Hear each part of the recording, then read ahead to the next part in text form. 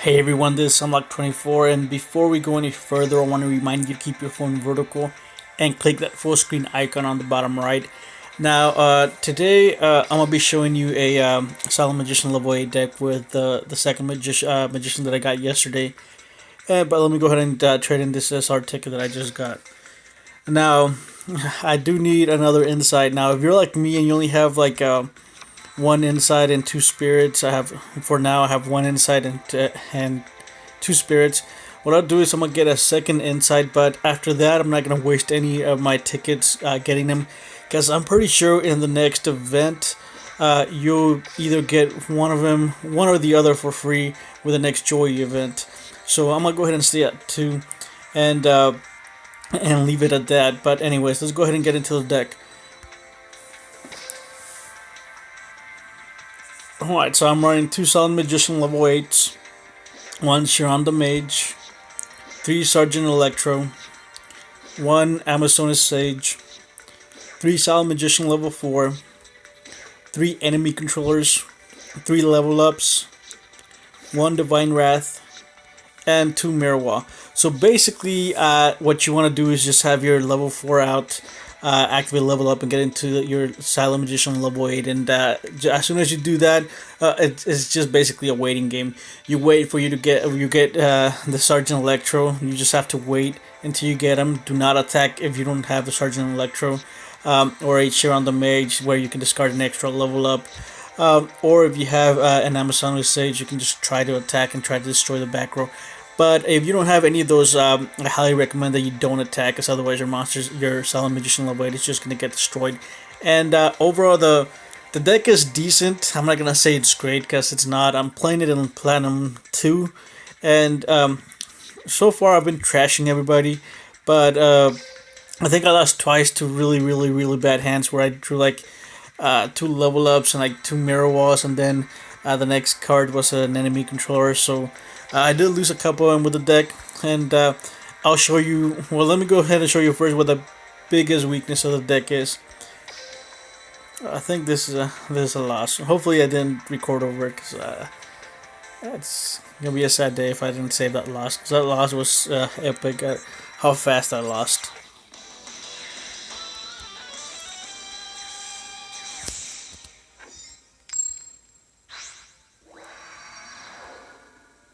Okay, he's running restart, I think. I think I recorded over it. But anyways, what the loss was is he summons two really strong monsters right after, like straight up, and after that, and if you don't get a Silent Magician level 8, there's really nothing you can do about it, and you're just gonna lose. Because the Sergeant Electros are only at 16, the Chiron the Mage is at 18, and the Amazons I think it's at 14. And if they have a way to counter your mirror walls and your enemy controllers, you're not gonna be able to do anything.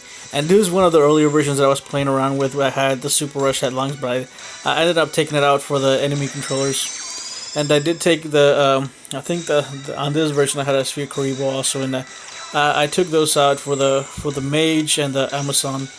I forgot what her name was.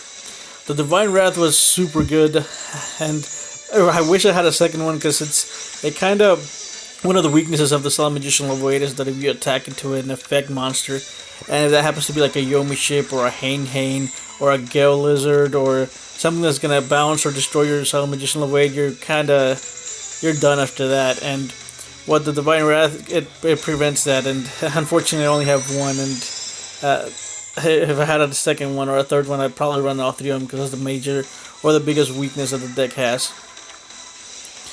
I hate Gemini boosters, and I just go ahead and mirror wall.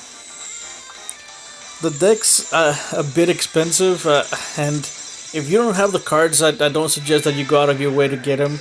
Just play something else. The Phoenix should be fine for now, or at least for this past couple of weeks. The deck has just been hype, and the only reason I made it is just to give it a try and just to have some fun with it.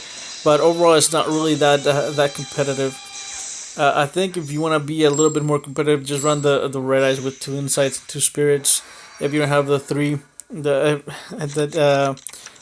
insights or three spirits, That's probably what I'm gonna end up doing, and hopefully I'll go ahead and keep playing some rank and rank up really quick. Cause I'm currently playing them too. I haven't had much time to play that much, but I think I want to go ahead and maybe go uh, and play a couple of hours to go ahead and rank up. Because since they put in that new system, I don't think I've reached King of Games yet, so I don't have that new emblem. So I think there is a new emblem, anyways, and I do want it. So I do have to put in a couple of hours to just go ahead and get King of Games. And here's the animation for this guy. And when you're playing a mirror match, is whoever has that or whoever can't wait any longer is that wins. Uh, and here he couldn't wait and just attacked, and that ended up costing him the game. Because I did have the Silent Magician wait since my opening hand, but I didn't play it because I didn't want to let him know that I had it. And I played the deck kind of weird because I do try to hold on as much as possible, and then I try to hit him after I got his entire back row locked, and then I can just go ahead and win. And here, if I was him, I wouldn't have attacked. He should have just waited another turn for an attack to see exactly what it is that I had. But he got impatient and he ended up losing because of that. And like I said, it's whoever's the most patient that wins a mirror match.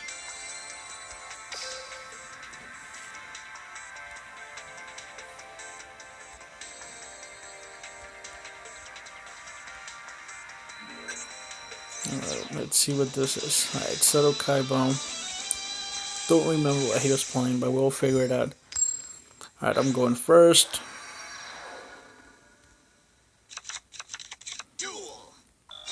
Alright, summon, activate the level up. Go ahead and get a level 8. Now, while playing, I think some of the losses that one of the losses that the guy was the level 8 was being extremely cloggy at 2, and for some reason I just kept drawing him, and I don't know. I think I might just stay at 1 Silent Magician. That way I don't draw him, and here he surrenders because he didn't have anything. But I don't know. I think I might just keep him at 1. But there are occasions whenever I was playing it at 1 that I needed that second one really bad. But playing the second one, it seems like you end up drawing it most of the time, and that's one of the things that I don't like. I don't like to have dead cards in my hand.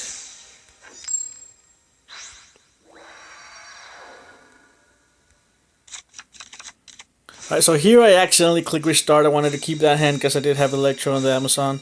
That was an accident that I clicked restart. I was just trying to get the animation to go faster, and I ended up clicking restart. He's running pumpkins, pump princes, and I don't know whether I've seen that deck like way, like I've seen it more than before. Everybody's running 3 pump princes and hoping they win by getting the opponents or getting your attacks really low, but that unfortunately didn't work for this guy out.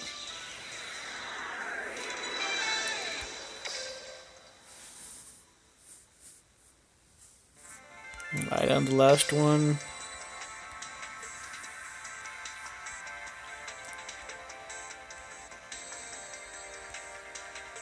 Okay.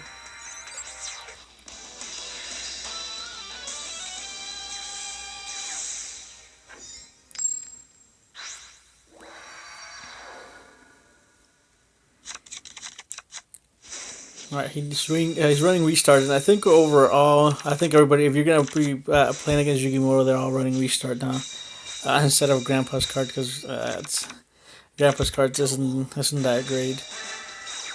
Alright, just summon, and the turn. It was summon instead. The Divine Wrath actually turned out to be really good in this game. I think it single-handedly won the game, that Divine Wrath. He super rushes, which is a +1 for me using Sergeant and Electrum. And I'm not gonna attack because I don't know what the other back row is. It was probably a Mirror Wall. And here I Divine Wrath to prevent the level 5 from coming out. And he doesn't have any follow-up. Go ahead and activate it on that back row, then attacking for game, and that was it. So overall, I think I got lucky in the ladder. I didn't play anything really that meta, and the only losses I had was one to like a complete beatdown deck with against I can't remember what it was either Kaiba or Yugi, and the other one was to really bad hands. But let me go ahead and show you the deck list once again, and then we'll talk about the new card trader inventory that they did. So there's the deck again, for just in case you missed something or you were wondering. On the replays had different cards, but this is the final version of it. Which I think I need to stop doing that, to where I'd start out with the first version and then keep changing it. But anyways, that's the final version. That's the best version that I think that you can run, or you can run the Divine Dragon, or that dragon that negates trap cards, instead of the Electro, so you don't have it. It's a little bit more of an affordable version. I do like the Electros over the that dragon though. And then let's see, for the card trader inventory, they added 4 new cards, and they're adding a ton of plant support. They added a Marina, Princess of Sunflower, and I don't know if you will be running this. If exactly one other plant type monster you control and no other cards is destroyed by battle or by card effect and sent to the graveyard, you can target one card your opponent controls, destroy that target. This card must be face up on the field to activate and resolve this effect. It's a decent card. You can banish Rose Lover. You can banish this card from the graveyard, special summon one plant type monster from your hand. And if you do, it is unaffected by your opponent's trap effects this turn. You can only use this effect of Rose Lover once per turn. So I can see a couple of plant decks running Tribute to the Doom along with that card, and then trying to maybe abuse the effect, and maybe getting a Marina or some other. There was another princess, I think, that has really high attack. Seed of Deception, special summon one level 2 or lower plant type monster from your hand. This isn't, or it never really was relevant in the Rio game, or I don't think it'll be that relevant in this game either. Energy Drain, select one face-up monster on your side of the field.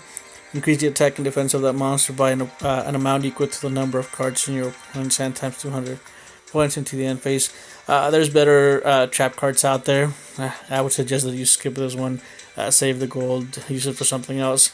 Overall, I think if you're going to get any card from the card trader, get a couple of Rose Lovers. I would say get the 3 Rose Lovers, and get the Botanical Girl that was added that last time.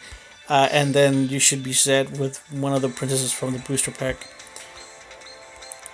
But I think, those are the only 2 cards that are worth getting from the card trader.